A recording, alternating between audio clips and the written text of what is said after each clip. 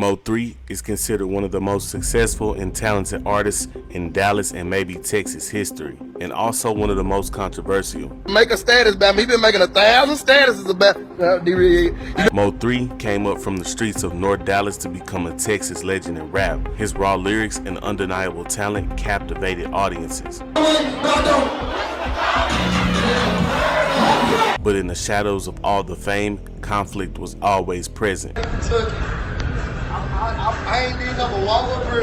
MO3 was from Dallas, but it was in Fort Worth, a city with its own culture and musical face, that tensions would escalate dramatically.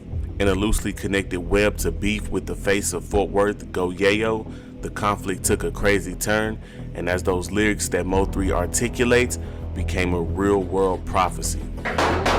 Confrontation had turned tragic in a Fort Worth nightclub, sending shockwaves of sadness through the city, ultimately causing an entire city to turn on one artist. And while in his death, he is one of the most beloved, while he was here, it certainly didn't feel that way. This is why Fort Worth hated MO3.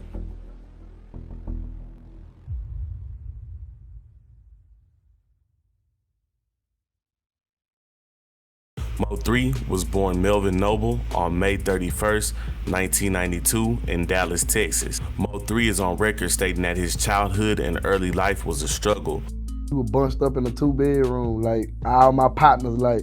Being raised by a single mother, MO3 and his family would face severe financial difficulty. All the challenges MO3 faced ultimately is what turned him into a star, because that pain and struggle ultimately is what made his music unique.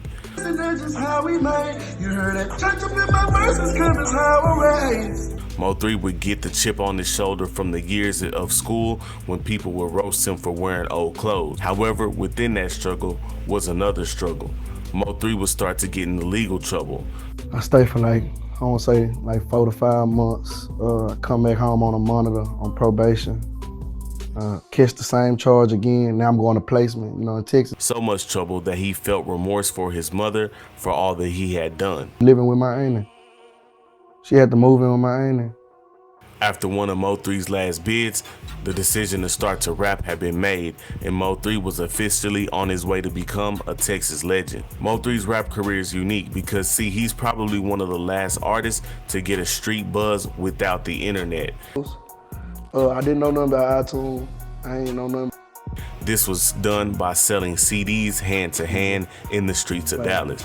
So you feel like you sold over 10,000 just in that section? MO3 had several creative ways to sell CDs, and as he got bigger, he and DJ D-Real formed what to me is the most effective non-major label independent distribution strategy of all time. He put me in certain places where I couldn't get at the time. Like. With D-Real tapes in almost every CD shop in the region, combined with MO3's undeniable talent, MO3 quickly rose to the top in the DFW and surrounding areas. MO3 independently sold enough music to buy a $80,000 car. What's that? Like 80,000. About 80 bands? Because he built that down-home, loyal, fan by fan, CD by CD fan base, he was starting to sell out large venues, and these venues would sing an hour of MO3 music word for word. He would even get the attention of his idol growing up, Lil Boosie. MO3's internet presence was starting to catch up with his street presence. The city of Dallas had 2 other major figureheads that were once allies that eventually ended up as foes to MO3. I don't know. Never heard of I know everybody from my city making noise. But that's another story for another time. The main villain or hero, depending on your perspective in this story, is the face of Fort Worth music at the time, Go Yayo. So you should have never said nothing about no Fort Worth murder, all that. Stop lying, bro. Now, it's worth pointing out that like most beefs in the DFW history, it comes between 2 people who were once cool with each other at one point, and at the very least collaborators, as MO3 had appeared on a song with Go Yayo in the past, and the 2 would frequently be seen together and booked to be performing together. Now, there are several different stories on how the beef originally took place, with one story being that Go Yayo had actually requested MO3 set get cut off.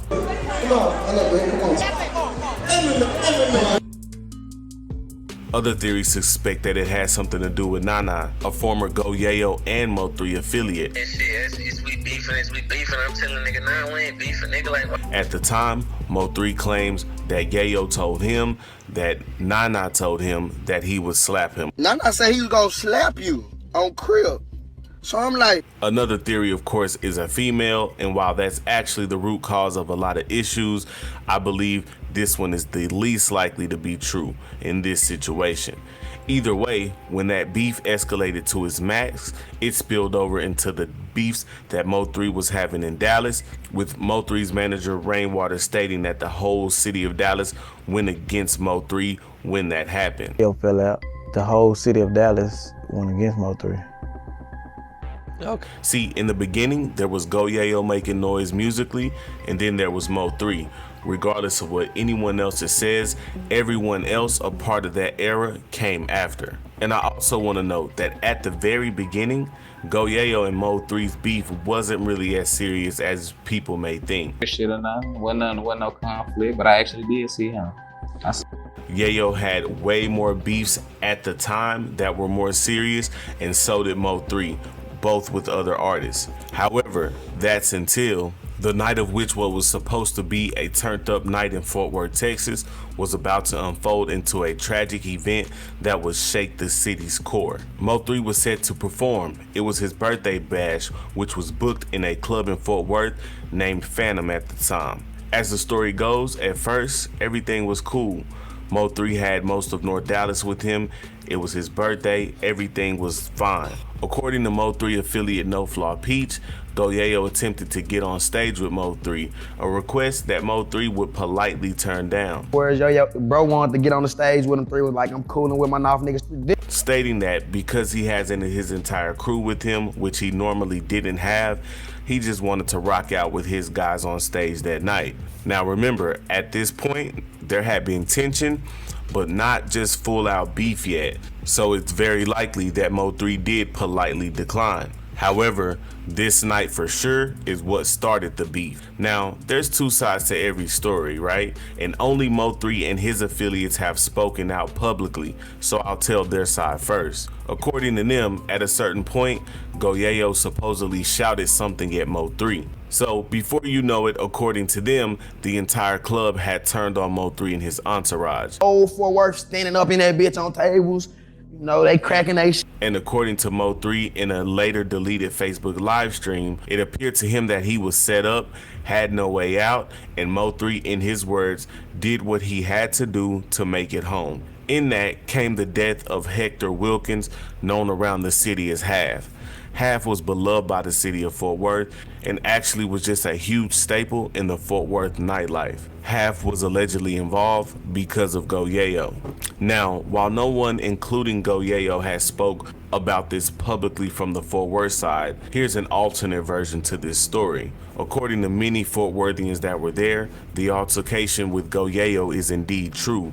However, supposedly, the entire club did not turn on him. The story goes that Mo3 and his camp began acting erratically after the altercation with Go Yayo. They left untouched and started recklessly firing, striking, and killing Half. As Half Pint highlighted in a recent interview, Fort Worth is a city where the major players are still very active on Facebook.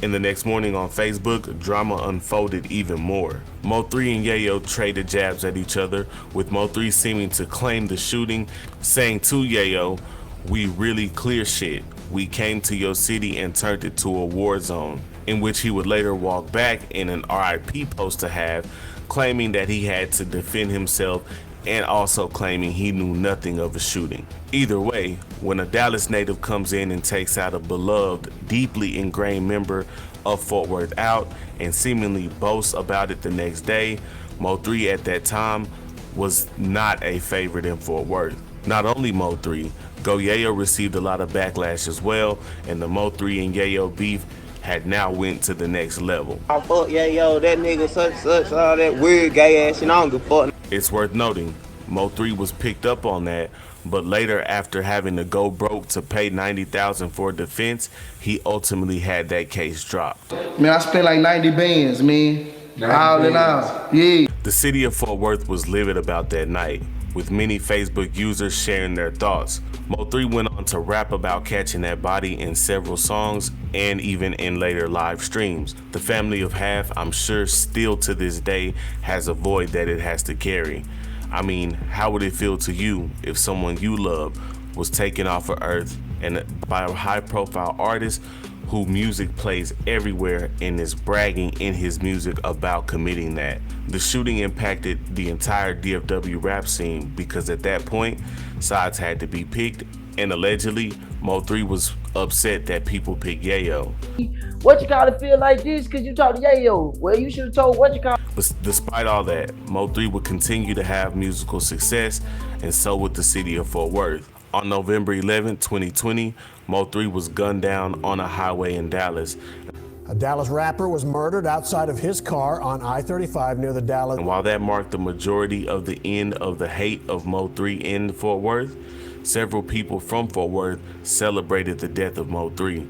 The day MO3 died, hashtag Long Live Half rang throughout Facebook that day. Today, the consistent sentiment is love for MO3 in the city of Fort Worth, with some people even admiring from the gangster angle that he shot himself out of a situation like that.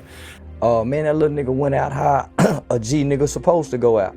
However, most people now recognize that MO3, hate him or love him, was one of the most talented Dallas-Fort Worth artists of all time, and wish the outcome was different. Do it again. Really, man. We here, man. Shout out to y'all, man. I appreciate y'all.